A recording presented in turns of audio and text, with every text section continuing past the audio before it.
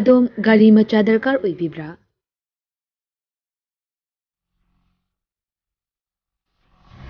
सुपनगी minute कुंथ्रागी मनुंगदा document इचंग चंगदना वेस्पा अमदि एप्रिलियागी अपांबा मॉडल सिंग सुपनदगी लुपा लिसिंग तरा खक्तंग पुथोकपिदुना लोन ओइना लौबा याबगी खुदोंचाबा पिजरे अकुप्पा मरोलगिदमक कांटेक्ट तौबिरउ 9089895330 अमदि 9615823252 तुलसी मोटर्स प्राइवेट लिमिटेड थांगमैबन अमदि संगाई प्रो खुदोंचाबा सी मांगहनबिगनु ngasimak कांटेक्ट तौबिरउ terms and condition apply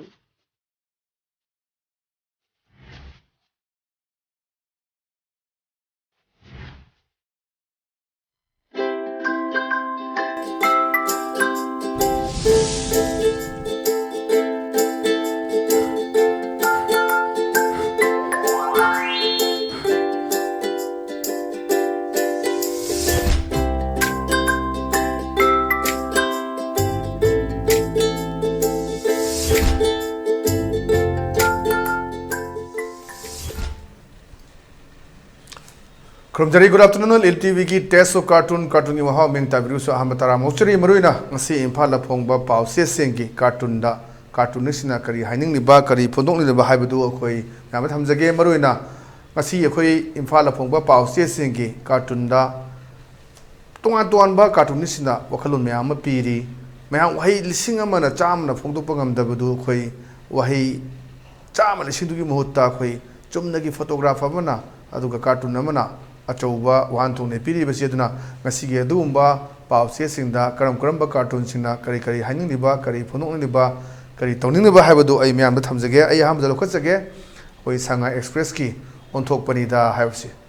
onthok pani da haiba cartoon sing view stay da hoi tieng ama thojalaga mamang da tonga laisi photo sina dum tak pani khoi ki okrum ibo bini selfie leader madung da khoi mega chandra yaure adu matung da khoi atopa masak manba aduga megachan dinat re khoi ke pura khoi like minded political party tara adugi khoi nimai chal luwang man masu yauri ana sna oningmo jaga sunu adubu am popular roi bidi khoi ki sri okram ibobi hana ge chim su oramba aduga juna CLP leader aduga like minded political parties gi adugi su achobu reba khoi nahan su governor da unadana takchalure man hai sini Indian Constitution ki article 174 clause 1 की मखादा Manipur Legislative Assembly की emergency session को बिरो मई चाकलिबो Manipur कन्नब होनरसी हाइदन हजिकसी political party maroon like minded political party लेरिबा सेदा CPI CPM यारिबा Janata Dal united अदुगम यारिबा ma'am सिंग असिना कोई हौजि लेरिबा issues दैदा पुंजनदना नाहांची governor दसु हारमे कोबियोदना दो ngरang से मो कोई information minister ओइरिबा health सुपाइरिबा कोई सपम रंजन अगस्त की ahum suba chayol nantraga ani suba chayol sidaida kowni haibagi ngasigi pause da suyaure khona haidoni hauji parliament gi tawringe matam sida kowrakana madugu resolution doma parliament da pihoragadi hena phaba oigani ana parliament gi si sabsaba matam do kawre mai setting taraga mathoina kyanu leigibani ana adu manumang go tawraga loiraga parliament loiraga phamba du kan ro aduna man sidaida piribse Indian Constitution gi article 174 clause 1 gi makhada we Manipur Legislative Assembly gi emergency session kobi yabagi aduba rule do leire aduna mai chaliba Manipur kannaba honarasi haidana khoi adum achouba message ama piba adumba cartoon ni aduna article 174 clause 1 ni makhadani haji kogdori che aduna hajushu ngar ju hai gre aduna yam phajana khanara kanda madugi Manipur issue se loisanaba santi puraknaba honabadu pambagi apambaduni akhoi 10 political parties like minded kamuna pibudu yam phajaba teng thaujal akanda war gi matam ni yam symbolic oinaga phungdok pasi yam phajaba cartoon ne na agi meng degi thamjige mathang da leisna koi sanala baki loire dana haibadoni loire dana sida koi gi toksu single barrel double barrel ya laga lan chat ke na tholak pani da han duga wai sanabani lan khara pangluge tawbani khurana ada mari khurasna makhwang me laga haire hai min nongmei tok tuna bhom no horok labasida nangi nongmei tuna kaidoruni haidana ngarang si yam chawba lan ban ni thokibadu kilometer ani gi range da akoina ngasai euki khanane na bisi yogibaduni oi local match hazaba ki militant singi yan phazarga tokchu sujallaga kapakpada yam sanga chatlaga akoi mitei pan ki sangola targa mai chak thana dum tawbaduni mai paktharaga adagi इसिंगी लंबीदा चंगकपा अदुम drone दो उमतमदा अखोइगी highway की तिदिम road की पादगी नक्शन अदुम उरबा अदुना खुन तारिबसिंग लदनदना ताबा अखोइ तेरा खोंसांबिगी अदुगा अखोइगी पोक्चो इखाइगी लेरिबा मयामगी मयामदा चंखिलगा मोना कापसनबा खोचनबा अदुनी अखोइ ददा कुमाउन रेजिमेंट की अमा सोकपा कमांडो की अमा सोकपा अदुगा village defence force volunteer mari ama sokpa mayam leire do moi mayam da mayam yam siram gani haiba drone footage da ui haiba aduga khogi ambulance mayam ma thojale haiba adugi poso dum uraba duni aduna sai hidani ajikti bungo kanda roi nang nomai duna kanda roi khulai du khare amna phajalu mi de bhom ka pa kanda nang nomai macha asubi duna kaim kanda roi haidana adumba message am bi ba cartoon ni ngasi gi loire dana haiba se padang laisna khoi pungna phamgi Balo haiduni, balo is the labor MLA ministry, Sina, Lamsida, Kuying and Balakpani, Manalak, was the Lamsi, Coco Leramba, Adama Prezasi the Hangi. Eh, no shy she did sing up the Lerim Drena, Ada Kunzasna Kume. Sir, Maru by Terakani Haidna, Loina Tem Kaikrena.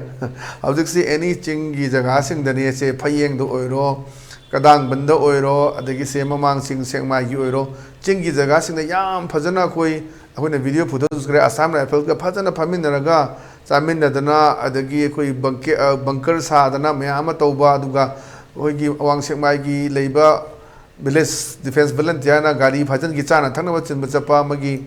a bunker guy, missing the Tana, Tanavats in the Garini, Pajan Giba, Adu long, but number Honorak, but a Pudarakpa. No Masemaka Halura, Kuki, the Masemaka Hangera, Kanamami Pusalamba, no Maya Lanba, Aduki Posamangarang, so we powder, Tambi Baduni Aduna, Side the Harakoto Chingiza, Agazaga, sings the Gi, Capsulak Bagi, Langon the lake, Langon the Mirak, Tokana, Langena Bagi, Mamang to Lake Nedana, Singis the Gazagas, and go to the Mahine. Sir, Marupa Terakani Hide and Loina Tem Tokrena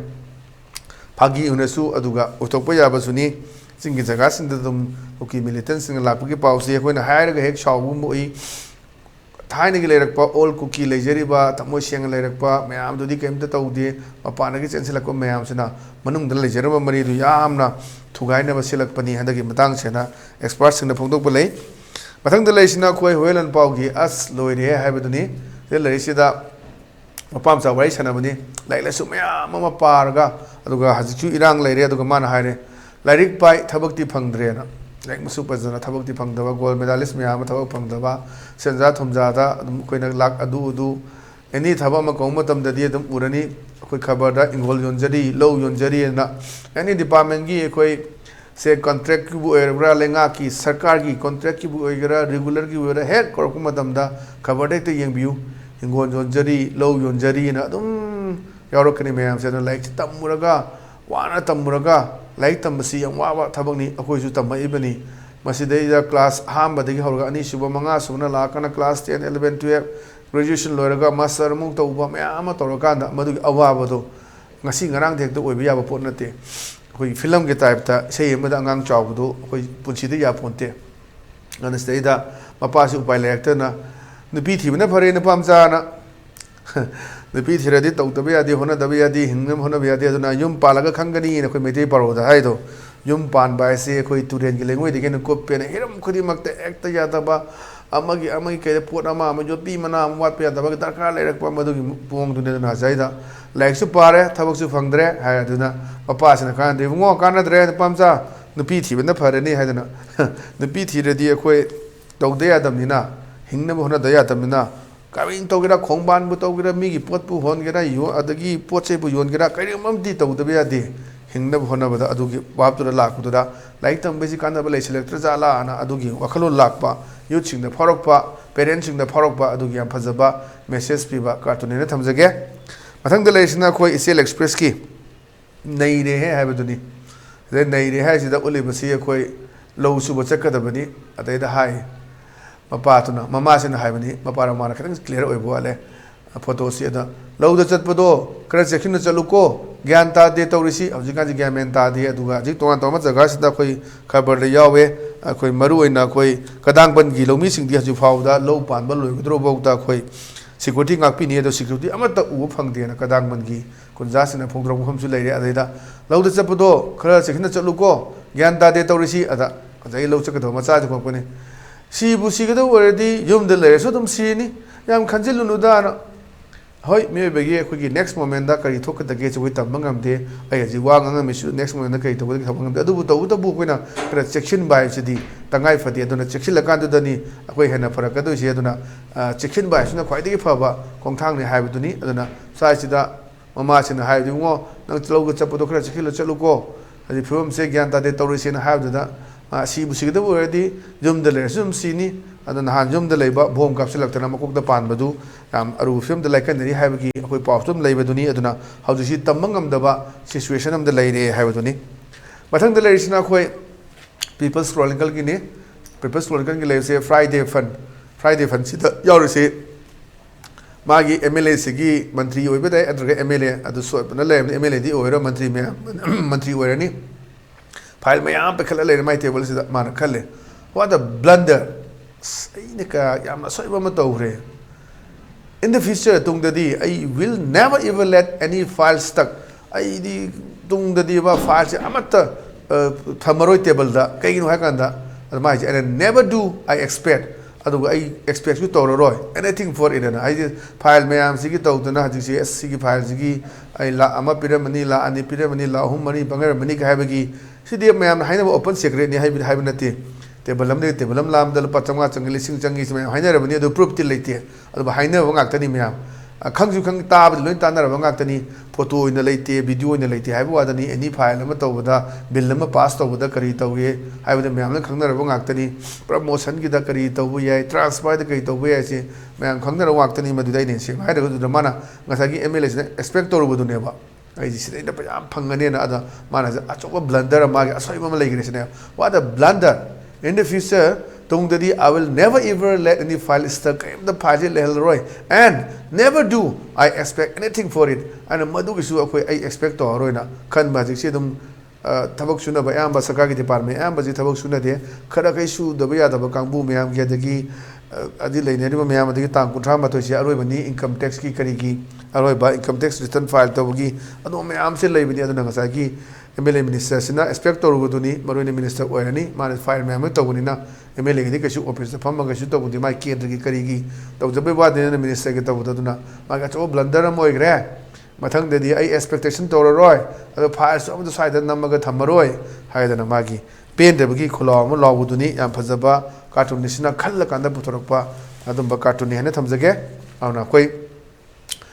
aina hajeri basin chiga cartoon sina khan basiga mayam se kitang kano to onaram ba thena namba yarok sunga pi ne do lai ba ko gi cartoon ni sing se mayam ya bi regadi ai ngasi gi koi cartoon gi show sida teso cartoon da ko zer aga makoina kamain to ba cartoon ma yek na hona ba da kari to ba lai kyam pa ba khabar kyam pa ba kadai da unaba ani chapda kari to ge habagi ado mayam su unazer bagi tanja du lawjage hawjik lan marak sida haibatai ado mayam unar kan hena faba duga mayam na su zoom feedback session pibiyo kamain to rogani hena fajagani habadu ado mayam pibirakpa suggestion mayam du koi feedback mayam do koi thabuk to thuna bona jage ha hum tham jaraga ngasi gi di elite tv gi test of cartoon gi mahaw batang asid legendary meng tabiri sumbu am kana khoram jagolo na kanena be thang jeri pinebis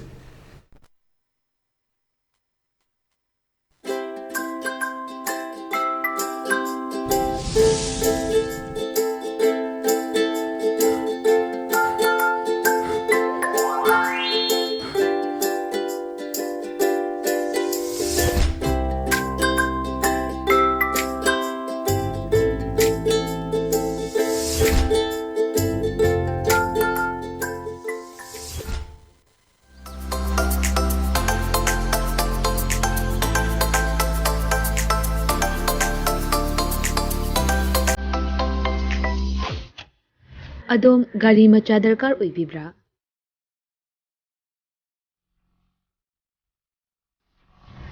supna gi minute kuntra gi manungda document ichang changdana bespa amadi aprilia gi apamba model sing supna dagi lupa lising tara khaktang puthok piduna loan unilawba yabagi khotong chaba pizare Akupa marul kidama contact tobirau 9089895330 amade 9615823252 Tulasi Motors Private Limited Thangmaiban amade Sangai Pro Kudong Chaba si Mangan Bigano ngasi mag contact tobirau terms and condition apply